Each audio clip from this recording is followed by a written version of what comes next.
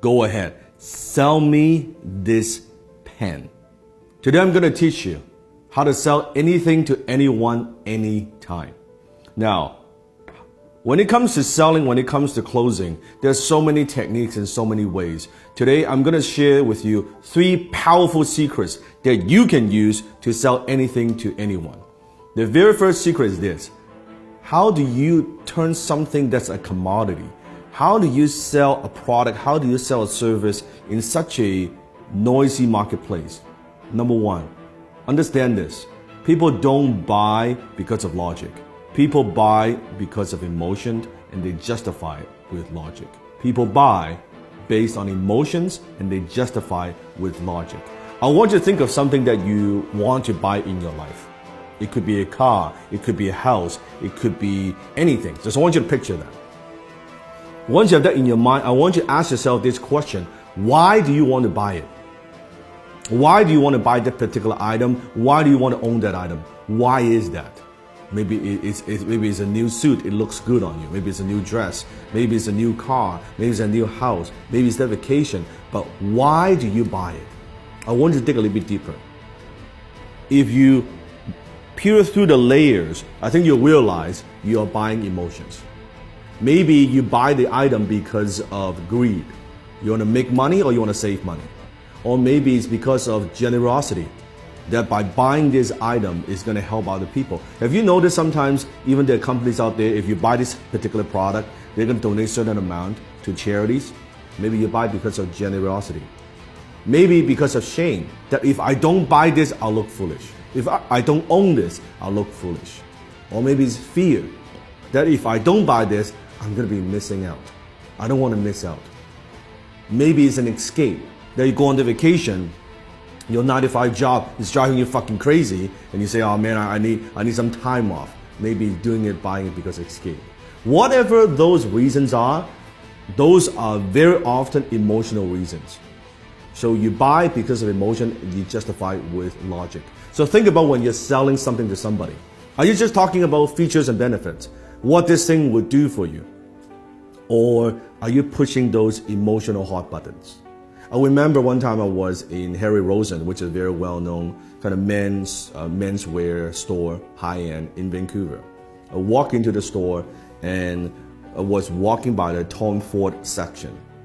And the salesman approached me and said, sir, is there anything I can help you with? I said, no, I'm just browsing around. And he said, do me a favor. Put this suit on. Now, at the time, I've never owned a Tom Ford suit before. I have a lot of suits, but I don't have a Tom Ford suit. He said, do me a favor, put this on. I said, all right. I put it on. He said, how do you feel? Well, it feels pretty good. I said, okay, also try this on. Put on this tuxedo. I said, okay, that's pretty cool. He said, oh, it looks great. He said, sir, are you a fan of James Bond? I said, who isn't a fan of James Bond? Like, duh.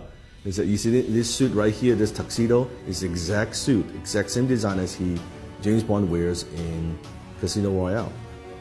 You know the scene when he was gambling? I said, fuck, it looks good, right? And before you know it, I bought the damn fucking tuxedo, right? And it's a lot of money, costs a lot of money.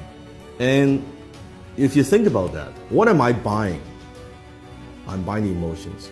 What I'm buying is this. I'm buying when I wear this tuxedo, I feel good. As a James Bond fan, I feel like James Bond. Even logically, I know this, of course, it's not James Bond. I'm not James Bond. But emotionally, it takes me there.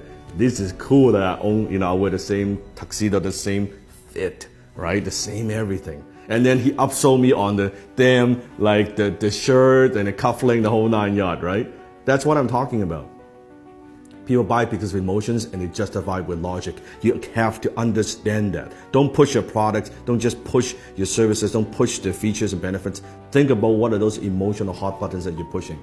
Number 2, people don't buy their way into something. They buy their way out of something. It means people very often, they're buying something because they have a problem they want solved. They want to buy their way out of that problem. People don't buy the drill. They want a hole on the wall. So what is it that you are helping them solve? What problem? What is it? What is that thing? You have to understand. So I always say the amount of money that you make is in direct proportion to how deep you understand your marketplace's pain. The amount of money you make is in direct proportion of how deep you go, how much you understand your marketplace's pain. So you have to understand what it is, what are the pains that people have, and how can you help them relieve some of that pain. So think about that. Number 3, people don't buy products and services, they buy stories. Because when there are so many choices out there in the marketplace, on the internet, any product that you want, there are hundreds and hundreds of choices. How do you stand out? How do you add emotions to a commodity, a pen? What's the difference between a $2 pen like this or an $800 Mont Blanc John F. Kennedy limited edition exclusive pen? $800 pen. It's the same pen. It has the same functions. Story. When you add story to an item, suddenly when you add the John F. Kennedy, the president's story attached to a brand, to a logo, it is 10 times more valuable. It is 100 times more valuable. It is 300 times more valuable than a particular pen. All because the story, it writes the same. A $2 pen you can write too. That's the difference. So think about what's the story? How can you inject stories into everything that you do? Maybe it's an origin story. How did you get started? Why do you do what you do? What are also stories of your customers?